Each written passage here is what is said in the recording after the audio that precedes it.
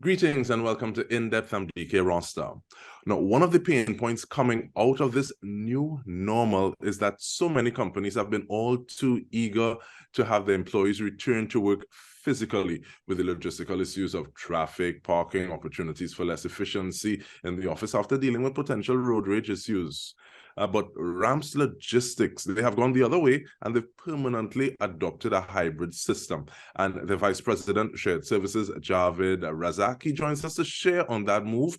And we also have Vice President of the Human Resource Managers Association, Lara Quentrall-Thomas, who is also no stranger to hybrid work as the chairman and founder of Regency Recruitment and Resources Limited.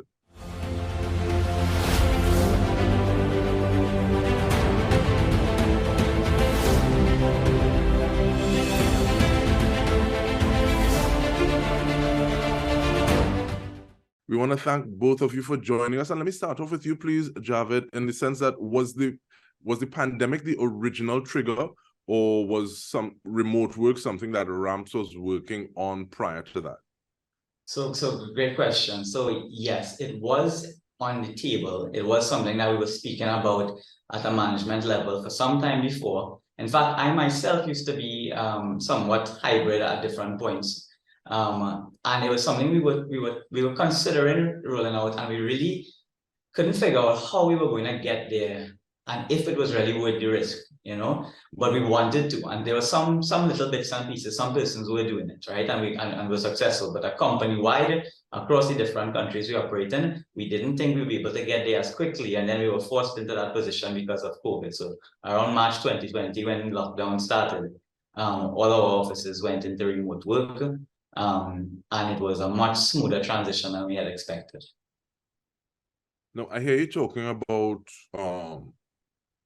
cross-border collaboration in terms of offices outside of Trinidad and Tobago. What kind of collaboration is that, and how many borders are we talking about? Right. So at the time, our main offices were Trinidad, Guyana, Suriname, and then we had some smaller offices in Mexico, Colombia, and the US.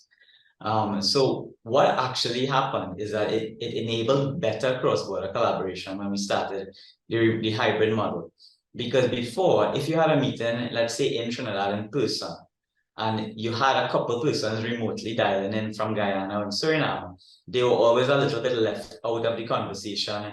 They would never feel as present as those who were actually in the room. So when we all went into virtual work, it kind of gave everybody an equal seat at the table. Everybody could hear everybody easily. There was no kind of feeling like I was in the background sort of thing, right? So it actually allowed us now to work across all the different countries quite seamlessly. And let's pull into the conversation, please, Ms. Quentrall-Thomas. And I'm very glad that you're able to be wearing more than one hat. So from Mr. Razack, we're hearing an aggressive push out of the nest, even though this was something that was being worked on a little more possibly theoretically than practically. The fact that this virtual environment gives everyone an equal seat at the table. How much of this, Ms. Quentrall-Thomas, resonates with you, both as Hermat Vice President as well as Regency, your role as founder there? So essentially, exactly what is being said is something that Hermat as an organization is all about, putting people first and people development. I think really has been on board with from the very beginning, even before the pandemic, but certainly with the pandemic really being the catalyst for us. We've talked for a long time about remote work and flexi work, and in many professions it was being done to a certain extent prior to the pandemic, but the pandemic pushed us all to sort of really have no choice. And in my own organization, as you mentioned, Regency, very similar to Ramps, we are sticking with hybrid work, and we have also formalized that as a policy going forward, even though now the pandemic is in theory behind us. But I think the important thing is to understand why. So you mentioned at the very, very beginning, you alluded to the traffic and some of the other sort of logistical issues that go around getting into a physical workspace. That's one part of it, but what does that actually mean to the employer?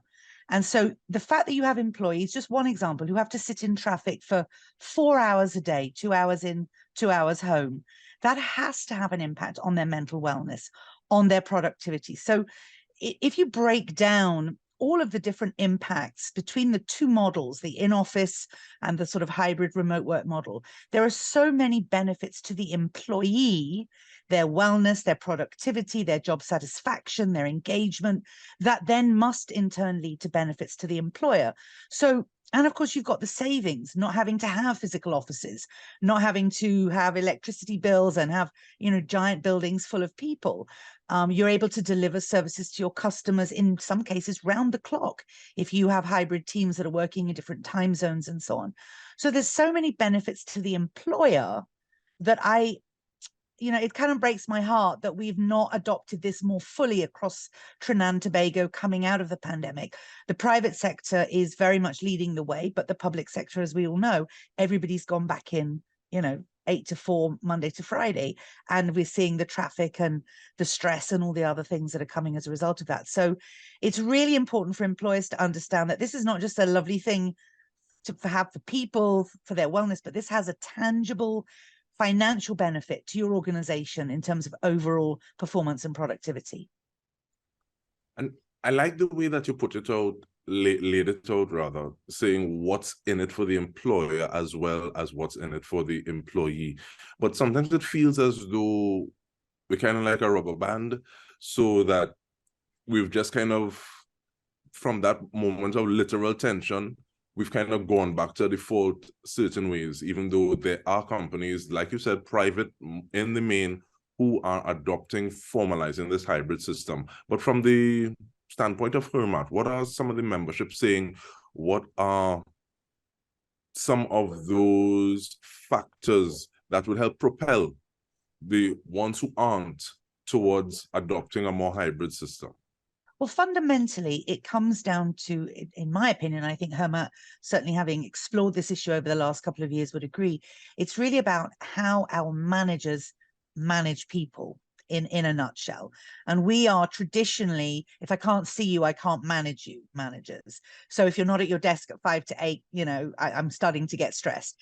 So this requires an entirely new approach to how you manage the performance of your people.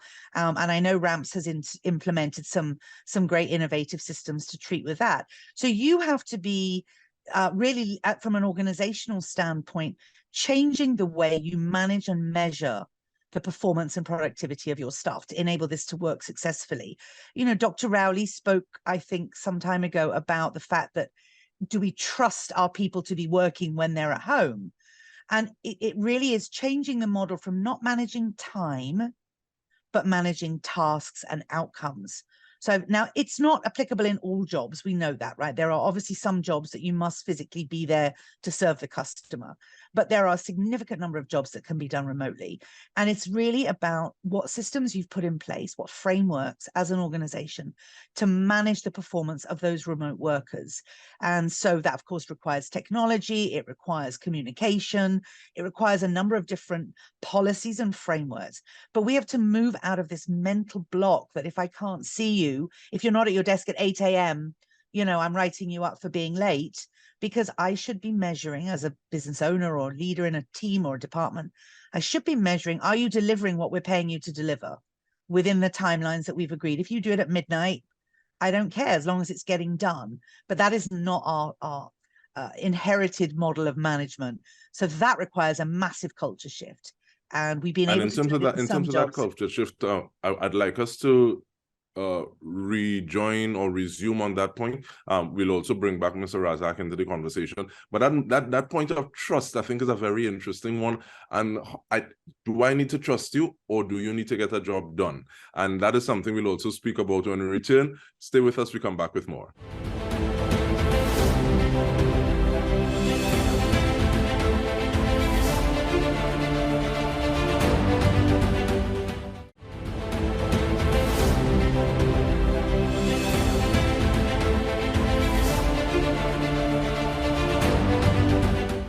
We are speaking about the hybrid work model with two individuals who have seen that model really entrenched into their companies, their organizations.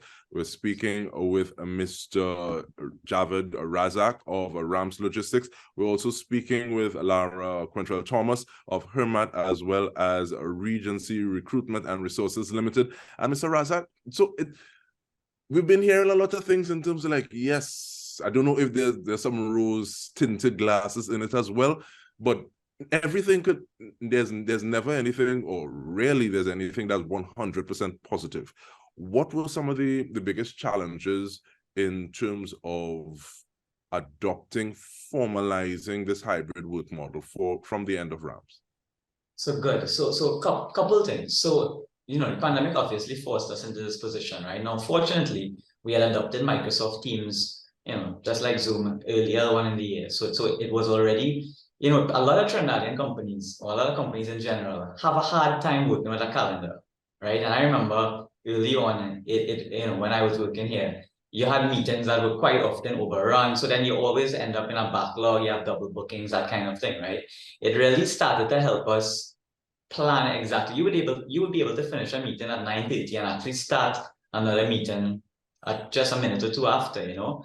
And that is something in a physical setting that you really can't do, right? So people are able now to actually get a lot more things done in one day, right? So that mindset was part of it. The technology certainly helped with that, right?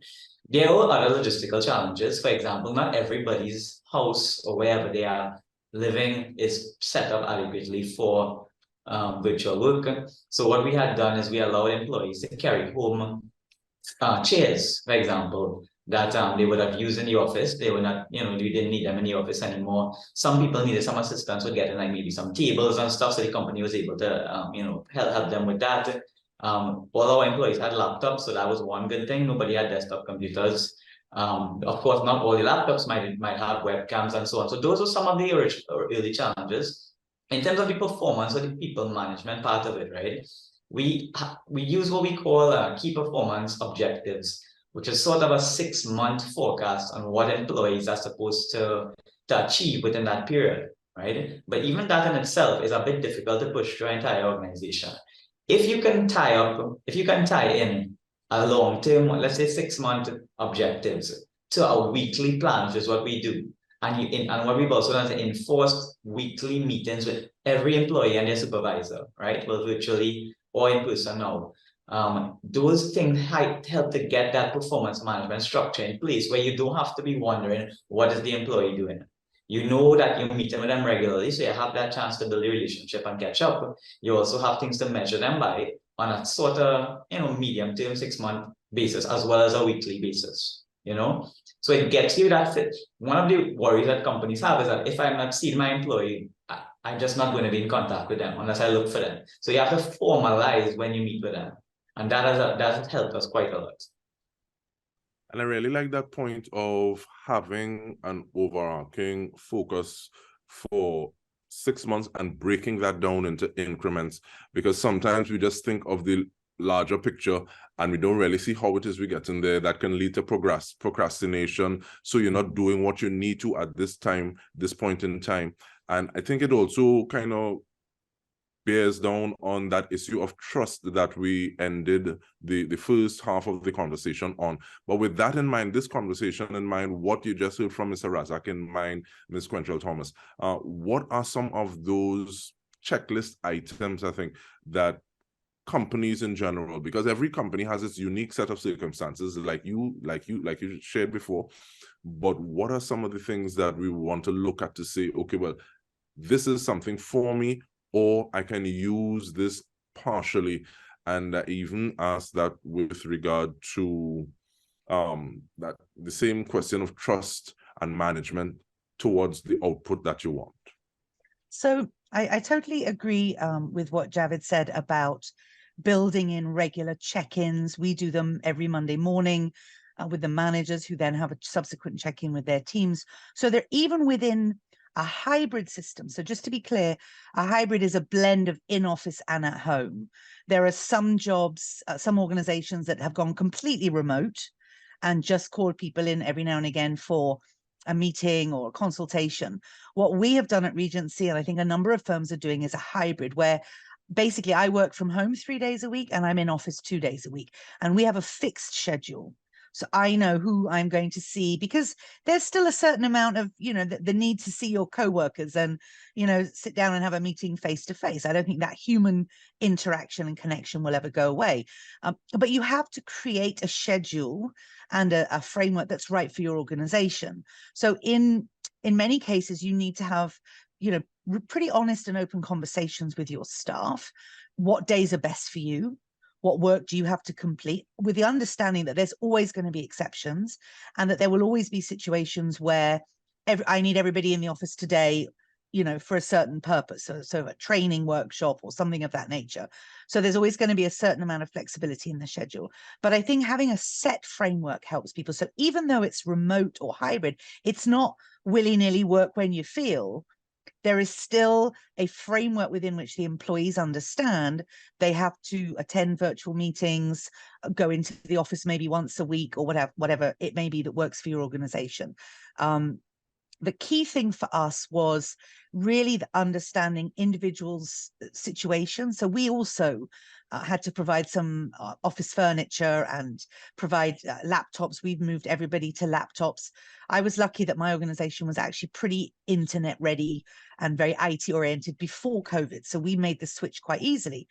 For other firms, it's going to be a big investment. Do all your senior staff have laptops? Do they all have access to your CRM system? Do you have access? It's the tools that enable remote work that the company has to really look at investing in. Maybe you have a shared database or access to your server, those sorts of things. So there's the person side, what's their home environment like? And I even know of clients who have visited employee homes to make sure that the environment is properly set up. You may be dealing with very confidential data, for example. If you're a bank, you may have customer banking information on your screen. You don't want half the family in the village walking behind you seeing what people's bank balances are. So there's certain things that you have to put in place to feel safe and secure with your data, as well as, of course, investing in the technology. But all the studies have shown that people thrive and really do prefer this type of balance. Yes, I'll come in a couple of days, but not having to sit in traffic for 5 days a week is so much better for their mental health. It helps with things like picking up your children from school. We all know school finishes at 2 p.m, but my job doesn't finish till 4. So we have certain arrangements. Some people, they'll disappear for a couple of hours. We know they're on their school pickup and then they're back online at 5 o'clock for a couple of hours. So you have to be flexible. But to me, the most important thing is having that technological framework that is enabling your employees to then meet the standards that you are setting. And with that, it's almost time I'm going to grab some time because I want to get that last comment from you, please, Mr. Razack. Possibly 30 seconds, a minute. What does this mean for businesses who refuse to change and the potential to lose employees who will be able to get on to people like Regency, to get on to people like Ramps that have these flexible arrangements? What does that augur in your estimation? I'll sum it up like this. If you were spending 4 hours a day going in and out of Port of Spain, and you've got to not do that for 2 years, then you're not going to want to do that anymore. So companies who are enforcing permanently in office when you can do it from home, they will be losing staff. They will be losing staff to other companies. They will be losing staff to international companies that will hire them remotely out of this country. And in fact, I just want to add that we've been able to expand because of remote work, because we've been able to take people from different countries and assign them to work in other countries, thereby basically exporting our human resources without actually physically moving anybody, right? And that's helped our growth as well. Mommy say a word to the wise is sufficient. So we want to thank you very much, Javed Razack, as well as Lara Quentrall-Thomas from Rams Logistics and Hermat and Regency Recruitment and Resources Limited, respectively. And on behalf of the entire TTT News team, I'm Dike Rostant. This has been In Depth with me. Thank you so much for joining us.